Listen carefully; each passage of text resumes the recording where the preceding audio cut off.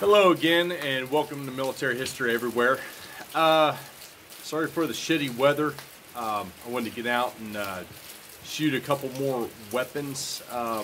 Basically, I'm going to do a recap on the English Doglock Cavalry pistol. I wasn't happy with how the last video turned out. The damn cicadas were making too much noise in the background. Anyway, we're going to do an overview, a little bit of history, and do a little bit of shooting with the English Doglock pistol. Again, welcome back to Military History Everywhere. What a beautiful gun. I love this 1640's Doglock pistol. This gun's over 16 inches long. I'll try to pull it up here. It's got a 62-inch bore, smooth bore, which is massive. And it's a copy, this particular one is a copy of basically an English cavalry military weapon. It's got a lot of metal hardware. It's really built solid. Solid wood frame on it. Hardened frizzen to get a good spark. It's got a wood ramrod, which is actually period correct. And it's just a really nice weapon. The Doglock is this actual mechanism right here. That was very revolutionary, developed during the 1600s. It basically was one of the first safety designs where you could pull the hammer back and it would lock, basically giving you a relatively safe weapon. If you ever heard the term "don't go off half-cocked," that's where that came from. This is a flintlock weapon. Comes with a hardened frizzen. This is the flint. Basically, it strikes this metal here, and the frizzen right there, it contains a small amount of powder, which ignites your main charge in the barrel and sends your ammunition downrange. Like I said, this weapon is a copy of an English Doglock. It was used primarily by royalist and parliamentarian forces during the English Civil War. Oliver Cromwell really developed military tactics that were ahead of his time. If you ever heard of his new model army concept, he really developed tactics for cavalry in that era, which included like reconnaissance, fast mobile strike force, and his cavalry and the royalists typically carried two of these massive pistols in pommel holsters butt forward because it was easier to pull the weapon out. And being a smooth bore, they would fire a combination of type loads. And that's what we're going to do today. Sorry about my powder charge. This is a 50 caliber round ball. It's a little small for the 62-inch bore, but that's what we're going to use for a single charge.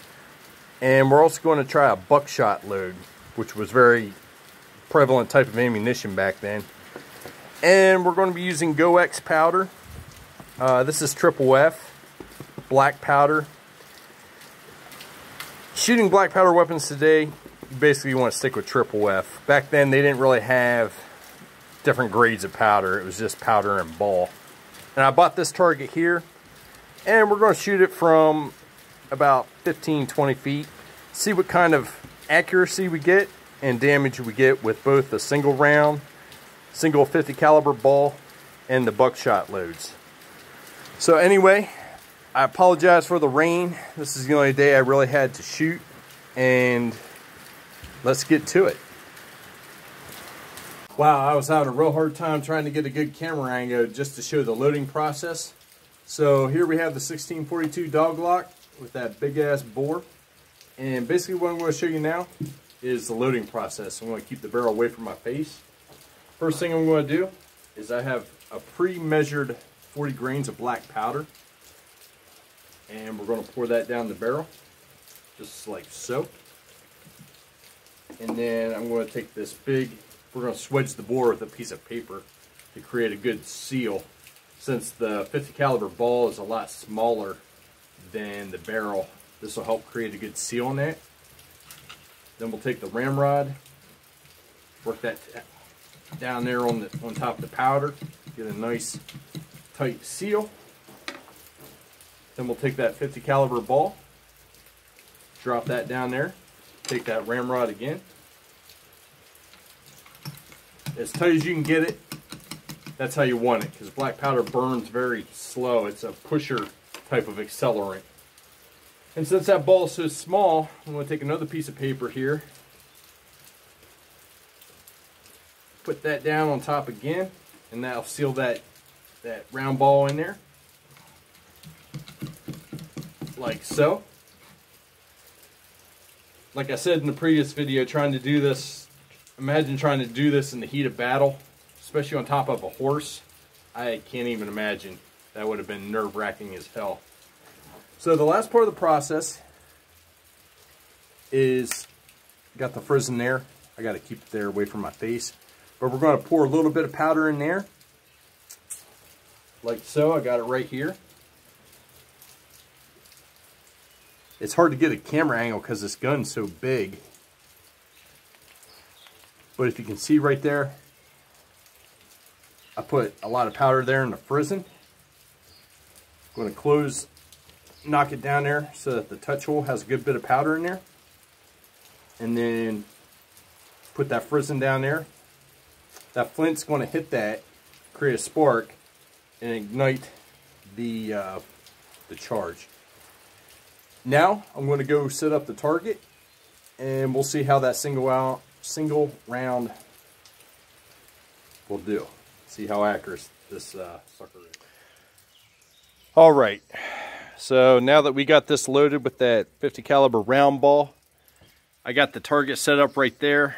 Sorry, it's kind of all twisted up. I guess bringing tape to secure it on a rainy day wasn't too smart of an idea. But anyway, with the weapon pointed in a safe direction, I'm going to take my hand, cock that back into the firing position. I'm actually engaging that dog lock. And we're going to walk down there probably about 15 feet and see how accurate it is and see if we can get some damage. So hopefully this works. Man, this sucker is heavy to hold one-handed. So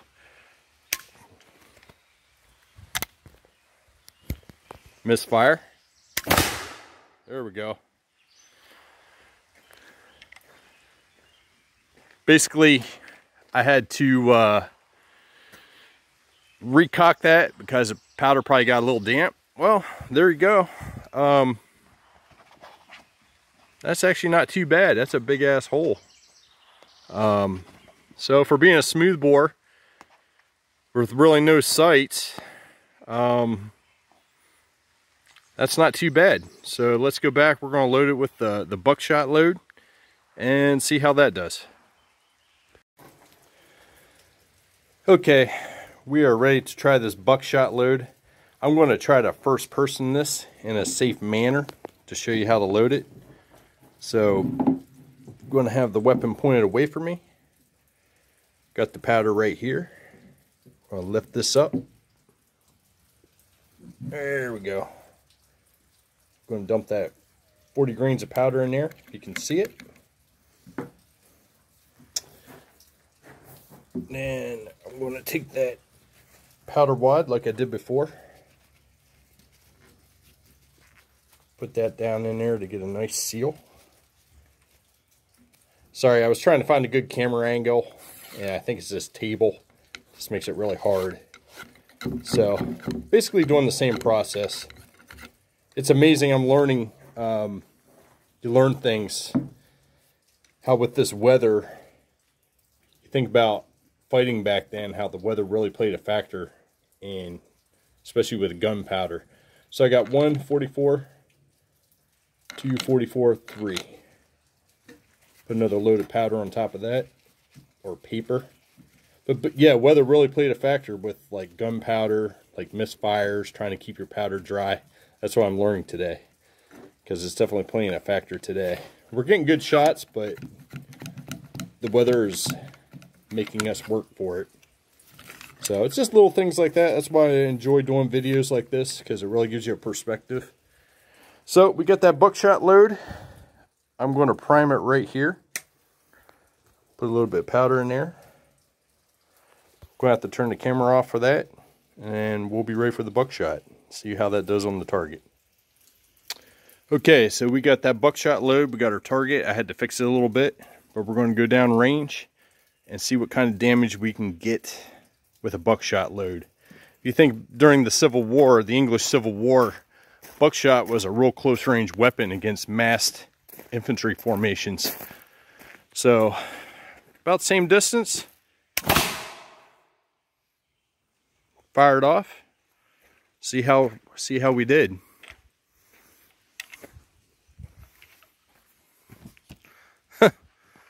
Wow. Looks like I got one hit on there. I'm not sure where those other ones went. So see, the first one we actually got more accurate with the single solid shot. And I thought with the buckshot load we might actually get a little bit more damage, but I was wrong. So hit one right there. So I kept getting a misfire. I had a small pistol flint on there. I think maybe the flint got wet.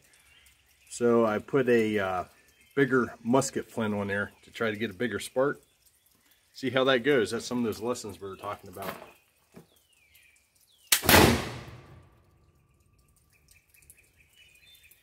Wow.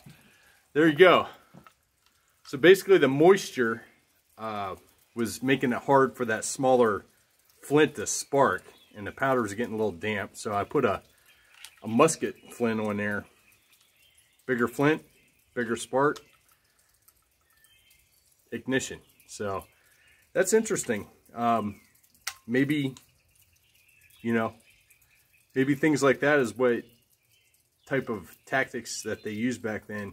You know, if they're having problems, if environmental problems firing a weapon, you had to think on your feet during battle or during conflict, because the environment back then, like I said, the biggest takeaway I think today is really opening my eyes to how the moisture, just from shooting today, makes it a lot more complicated with the powder and with the weapon. So thank you for joining me today for Military History Everywhere. I had a lot of fun being here at the range shooting the 1640's English Doglock Cavalry pistol.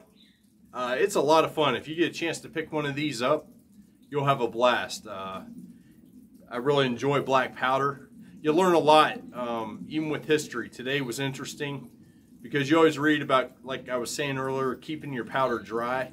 But being out here and trying to shoot this weapon and just seeing how the dampness in the air, even though I'm under a covered position, really complicated shooting it. It kind of gives you an idea of some of the challenges warriors back in ancient times, or even not that long ago, really faced, trying to conduct missions and fight battles and battling the elements at the same time. So anyway, I enjoyed today, and I look forward to seeing you next time.